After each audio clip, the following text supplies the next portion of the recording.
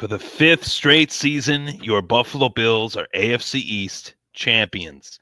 And of course, I'm going to recap everything that took place this past Sunday night between the Buffalo Bills and the San Francisco 49ers. As the Bills, as I mentioned, five straight AFC East division championships. I'm mentioning that.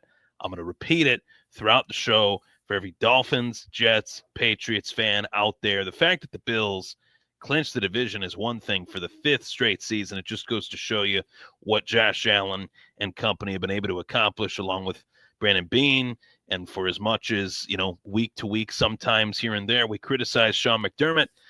It has been a hell of a run thus far in the quote-unquote Josh Allen era. Of course, this show, the Thomas Dick Sports Podcast, brought to you by 26shirts.com, as well as streamed live every Wednesday night at 8 o'clock on the Buffalo Fanbase Podcast Network. Wherever you're tuning in, whether it is the Buffalo Fanbase YouTube, whether it is the Thomas Take Sports Podcast YouTube channel, Facebook, you name it, I really appreciate you guys tuning in each and every week. These last couple weeks, though, I haven't been able to hop on. I've been down and out with a tough bug, I guess you could call it. And I've been happy starting to feel better, starting to feel like myself. And wanted to hop on here and definitely recap what was a classic, all-time classic game in grand style. The Buffalo Bills win their fifth straight AFC East championship in a snowy classic that was just picture perfect. So many things took place in this game. I honestly don't really know where to start, but going into it, I felt like this was a formidable opponent. Despite the injuries that the 49ers have, despite Brock Purdy being banged up, despite Christian McCaffrey going down in this one early. That was the most unfortunate moment in the game. As a big football fan, as much of a Bills fan as I am, I'm an even bigger football fan in and of itself. And to see a guy like that battle back from the injury, the Achilles tendonitis, only to suffer a torn PCL, that was really unfortunate. But knowing the San Francisco 49ers, knowing Kyle Shanahan and that offense with the zone running scheme that they have, virtually every running back that they have in that offense is dangerous. That offensive line is extremely good. So I felt like, okay, Christian McCaffrey's out, which, is bad for the 49ers. He was doing damage against the Bills, but they got Jordan Mason. He leads the league in he led the 49ers and at one point led the league in rushing. Then he goes down. He suffers a ankle sprain.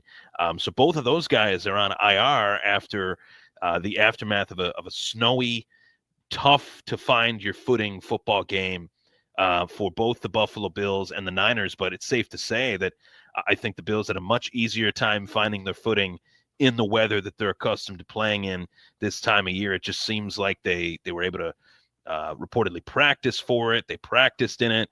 They were ready to just be a part of that environment. And that environment included 70,000 plus of their own screaming for him, cheering for him. And what a game. I know plenty of people that were there. Shout out to Scott and Swank and Jared. I know that they were there. 24/7 Buffalo, my buddies from the Sunday sessions and the K-Gun Report, of course. I know that they were there, and that had to have been a very memorable game. I haven't heard their voices since that game took place, so I'm assuming that they had suffered from what I was suffering from these last few weeks, just the weird, just winter sickness that's been going around.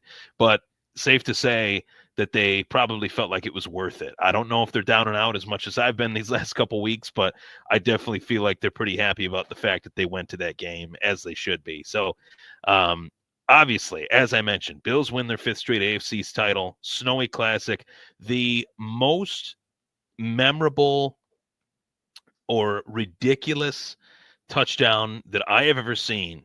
I'm just going to break it down just in terms of how it happened. Josh Allen to Amari Cooper to Josh Allen. The pitch that has been trending on social media for the last, I'd say, since the moment that game ended, from Sunday night, late Sunday night, to currently Wednesday night. Everybody's talking about this play that Amari Cooper made that allowed Josh Allen to not only score a touchdown for the Buffalo Bills, but for Allen to surpass Jim Kelly in all-time touchdowns in Buffalo Bills history. Now, I want to kind of tip the cap here to Jim Kelly here, because I realize just as much as anybody that the game has changed tremendously. This is not the same game that it was in the 80s. It's not the same game that it was in the 90s. It's not even the same game that it was, 10 years ago. The game has changed tremendously in terms of the ability for quarterbacks to move in the pocket, not really get hit the way that they used to, the way that Jim Kelly did, the way that Brett Favre did, the way that John Elway and Dan Marino did.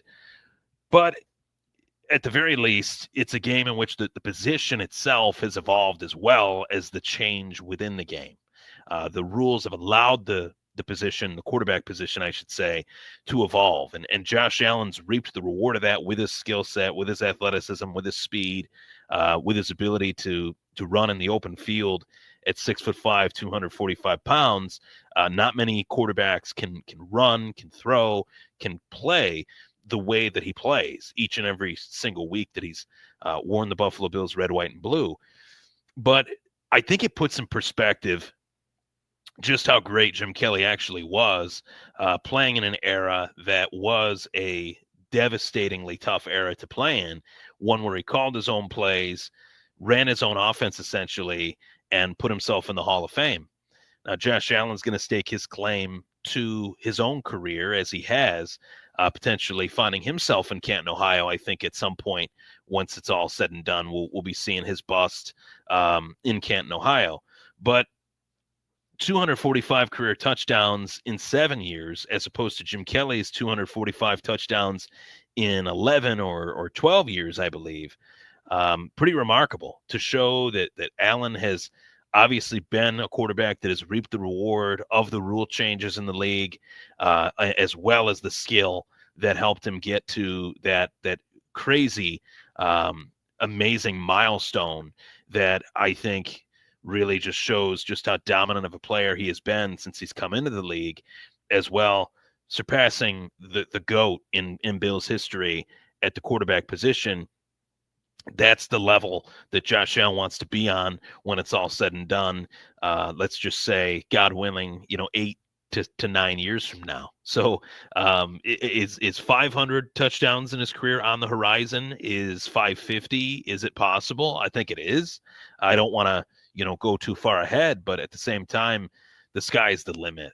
Each and every week, what Josh Allen has done has been truly remarkable. I would go as far as to say that this has been Allen's best season in his career. And it's insane for me to say that, because going into this season, a lot of the experts, the pundits, they said that Allen would struggle without Stephon Diggs. They said that he would struggle with a bunch of new weapons, and he'd find himself struggling at virtually some point this season. That has not happened. Not at any point this season has that happened. Even in the losses to Baltimore and Houston, Baltimore controlled the game. They ran the clock down. They utilized Derrick Henry. Allen didn't necessarily struggle. I think Houston, we had a little bit of a problem in that game with the wide receivers not getting separation.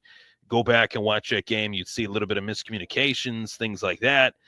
But the addition of Amari Cooper, the run game addition of Ray Davis, which I felt like I was talking about, and I'm not just saying this just to, toot my own horn here, but I felt like I was talking about that addition more than anybody. I didn't see anybody talking about Ray Davis as much as me post-draft. I put him right there with Keon as far as the impact that he could potentially have on this team, and he's made his impact. He's been a productive counterpart to James Cook. I think the sky's the limit for both him and James Cook, kind of being that security blanket for Josh Allen, so that Josh Allen's not doing everything on his own. But what a game, and what a huge testament it is to the team, the morale of the team, that when one guy goes down, another guy steps up. And to win this game this form and fashion,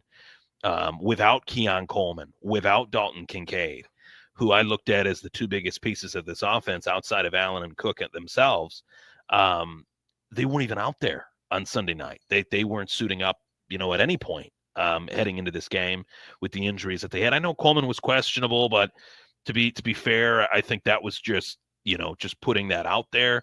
I don't think it was close. The fact that he would play, didn't even practice practically all week. So take that for what it's worth. But this defense has been very impressive. I think the maturity of the defense is starting to be seen with guys getting better in their fourth, fifth year. Guys like Greg Rousseau, AJ Epinesa, they've made plays essentially all year long. I think Epinesa's made plays that haven't really been on the stat sheet, more so like in the quarterback hurrying, rushing department, forcing the quarterback to make a decision.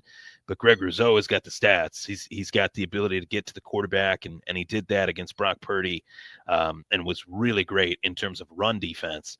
As the game wore on, it became tougher for San Fran to throw the ball as the game started to see more snowfall, and both teams really adapted differently to that. Buffalo with a weatherproof quarterback, guy that can play in rain, sleet, snow, whatever it may be, fog. I would trust him to throw it with his eyes closed at this point. So the next question is not only about the division, but the big question right now, just among the football fans out there, is that Josh Allen, is he the league MVP as it stands? And as it stands right now, you got to look at the other guys that are in this argument, that are in this debate, I guess you could say, whether it's Josh Allen, whether it's Saquon Barkley, whether it's Lamar Jackson. And to me, it's the elephant in the room that I've always talked about in terms of how the league perceives Josh Allen. The reality is that he's been toe-to-toe with the perceived best quarterback in the league. The only thing separating Mahomes and Allen is the Super Bowls. That's really it. If you stripped away the accomplishment, you would see that both players are extremely good. I said the same thing, back in high school, dating myself here, but when Tom Brady and Peyton Manning were at the peak of their ability, the only thing that separated the two was the Super Bowls. That's the only thing that separates the two now, in my opinion. When it's all said and done, the only reason why Brady is looked at as the best is because he's got 7 and Peyton Manning's got 2. But if you look at the player's skill for skill, you'd see that, it's pretty even. It's pretty tight between the two of those guys. And I would go as far as to say the same thing when comparing Allen to Mahomes. But Mahomes hasn't won the NFL MVP last year. He didn't win it 2 times in the last couple years. Lamar Jackson did. And that's the guy that is always in the MVP conversation because of what he provides to the Baltimore Ravens in similar forms and fashion to what Allen provides the Buffalo Bills. But to me, there is no argument this season that the addition of Derrick Henry was needed for Lamar Jackson to consistently win, whereas Josh Allen lost pieces, gained some pieces, new pieces, rookies that he's had to rely on, and also they've had to rely on him in his own right. So to me, the debate is as clear as day that as of right now, there is no player that deserves the most valuable player award in the National Football League than Josh Allen. And it's really at this point his award to lose, because you look at the fact that we got 5 or 6 weeks left in the season. We have 2 games against the Patriots, 1 game against the Jets. We got Detroit on the horizon. So 4 weeks left. Doing the math, I know it's an 18-week season, but doing the math, 4 weeks left, 5 weeks left, actually, to come to think of it. So we finished 15-2. Let's just say we went out. I'm trying to be optimistic here, but Josh Allen continues to play the way that he's played in these next 5 weeks. I don't see any scenario or situation where he doesn't win the MVP unless this league is a complete joke, which could be a likely scenario given that Lamar Jackson won the MVP last year when I don't think he should have. So which guy has gone the distance? Which guy's gone further? Joe Burrow is on the outside looking in. The Cincinnati Bengals are probably going to miss the playoffs, which is great for the Buffalo Bills. I think that's probably the toughest matchup that the Bills could actually have is against Cincinnati. Cincinnati's had 99 points for the last 3 weeks combined, and they've lost all 3 weeks. So that's been like a rabbit foot or a horseshoe in the hands of the Buffalo Bills and their fans. So really thankful in reality that the AFC has kind of shaken out the way that it has, and that Josh Allen has been a big reason as to why the Bills are 10-2, but there's plenty of other reasons too. And I will say that, Sean McDermott does deserve a little bit of credit. I think a big turning point this season was the fact that they did lose to Houston the way that they did, with the ending result of terrible play calls that Sean McDermott kind of gave the green light to, was why they lost that game. They haven't lost since. So God willing, maybe I'm onto something here. Maybe I'm not, but God willing that they learned from that, and they're just trusting the entire team to just play to their role, play to their strengths, play to what they need to play to. And honestly, I think Bobby Babich and Joe Brady have done a great job at sticking to the players' strengths. This is probably the first time in the McDermott era, including Brian Dable, current Giants head coach, including Leslie Frazier, that they've actually played or I should say conducted a game plan that's actually to the players' strengths and to the players that they have, which I don't think was done as well previously as it is now. So a lot of credit deserves to go around. It's two polar opposite scenarios and situations that we'd be talking about here. If you ask me to compare the Buffalo Bills and the Buffalo Sabres, everything from the Bills and Sabres is completely different right now. It's a very interesting topic that I wanted to approach tonight. 3 days after the Bills beat the San Francisco 49ers in a snowy, classic, Josh Allen shines bright on the biggest stage once again at the most important position in the league. And then last night, you have the Sabres up 4-0 in the first period, and they lose the game 5-4 in regulation, not in overtime, but they allow what is 5 goals between the second and third period, losing to the Colorado Avalanche. I got a lot of people that have reached out to me over the last couple days about the Bills, and then I had more people, I would argue, more, just as many, I guess I could say, people reach out to me about the Sabres. What do I think about the Sabres? Give me your thoughts on the Sabres for Wednesday night's show. And the reality is, guys, I got nothing. I don't know what needs to change. They've changed coaches. They've changed GMs. They've changed players. They've had top 5 players, picks, come to their team. They've had what has been perceived as franchise-changing, moments where they've been so bad for so long that they've been able to get Jack Eichel and Rasmus Dahlin and Owen Power and guys like that, and they're still terrible. I go to, Sabres games, 3 to 4 a year, maybe even 4 to 5 a year, and I enjoy them. I want them to be good. I want the Bills to be great as they are. I want the Sabres to be on that same level, and we can't get both at once. It's really, really tough for me to admit that, because the last time the Sabres were really, really good, Bills were terrible. So if we could get both at the same time, the city would be buzzing as just as much as it is right now on the Buffalo Bills front, just as much as it has on the Buffalo Bandits front, with the Bandits winning 2 back-to-back championships, of course, competing in the last 4 NLL championships. That's pretty incredible. A great run that I don't see slowing down anytime soon, with Josh Byrne and Dane Smith and, of course, Matt Vince and all these guys that have come back. Tehoka, Nanticoke, of course. They got a lot of talent there. And the Sabres do too. But there is just something wrong within the nitty-gritty of this team, where things have gone well for the Bills, where the culture changed and the perception of being a Bill changed. The Sabres just seem to have this doom and gloom. Here we go again. Whenever things get rough, they snowball, and they snowballed in. I mean, I've watched the Sabres lose a lot of games that they should have won, even when they were good. They'd lose games, up 2-1 in the third. They'd lose 4-2, things like that against the Carolina Hurricanes, Game 7 of the 07-06 or 06-07, pardon me, 05-06 Eastern Conference Final. That was devastating. Being at the Lockport Palace with my dad, watching that game, thinking that they were about to go to the Stanley Cup, and then we lose in the third period. They score those 3 goals, and we go home. And they go on to the Stanley Cup, and they win the Stanley Cup, which was even worse. But at the same time, I just feel like the Bills are just a freight train that just keeps rolling every single year, despite all the criticism of this team and the decisions that they made. This was supposed to be a transition year. They're 10-2.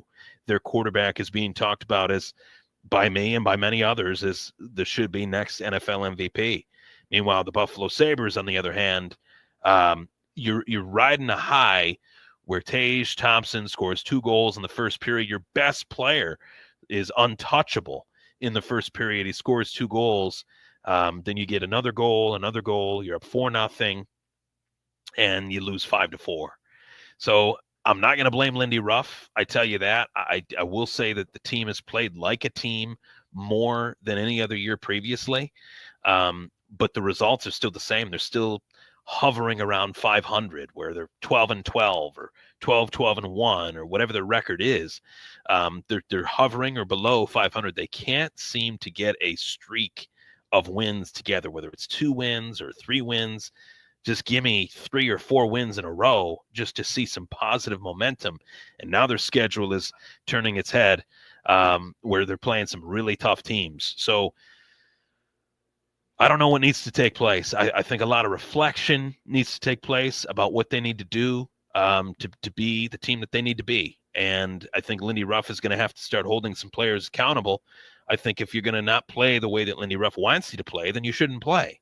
So that could be what's next for the Sabres. Some players getting benched, some players getting disciplined, and it'll be very interesting to see. But on one hand, you have the Bills, who are, buzzing, and they're doing what they need to do, winning the way they need to win, playing the way they need to play. And the Sabres are just doing the complete opposite. So you asked me to compare both. That's my comparison. So, of course, I really appreciate you guys tuning in. I always like to go live for 20 to 25 minutes here tonight. Really appreciate you guys hopping on here, hearing my take on the Buffalo Bills winning their 5th straight AFC title. Again, Miami, close but no cigar. The Jets, wow, what a dumpster fire of a team that is. And then the New England Patriots, I don't even necessarily want to pick on the Patriots as much as the Jets and Miami Dolphins. I had no hope for them to even compete, and they're probably going to finish 3-14. So, Drake May, I like Drake May. I thought that was a good pick, but they're a long ways away. So I'm not really, going to rip on the Patriots. They kicked our ass for 20 years. It's time that they sit in the basement for a little while before we let them upstairs. So that's my take on that and much, much more. Thank you so much for tuning in tonight. I'm Ryan Thomas. That was the Thomas Take Sports Podcast. I'll see you guys next Wednesday. I'll be on Sunday as well with Scott and Swank to preview the upcoming Bills battle with the LA Rams. Previewing that, I'll give you a little bit of a preview take, score prediction. So this game will be in LA under a dome, probably the most gorgeous stadium that's in the National Football League at this time, as teams make new stadium deals each and every year, it seems like. Bills Stadium, hoping it's just as beautiful as the one in LA, but we'll see about that. Wish we would have got a dome. I am team dome, but SoFi is going to get ripped apart by Josh Allen willing to uncork and let it fly with essentially one hand. Did I mention that the guy is on an MVP run playing with one hand? Thank God it's his throwing hand, and he's not throwing footballs left-handed. But I think Allen's going to really let it loose. Khalil Shakir should be all systems go. Coleman should be all systems go. Of course, Dalton Kincaid should be all systems go as well. So I think the Bills are going to win this one again. I'm going to go 31-17.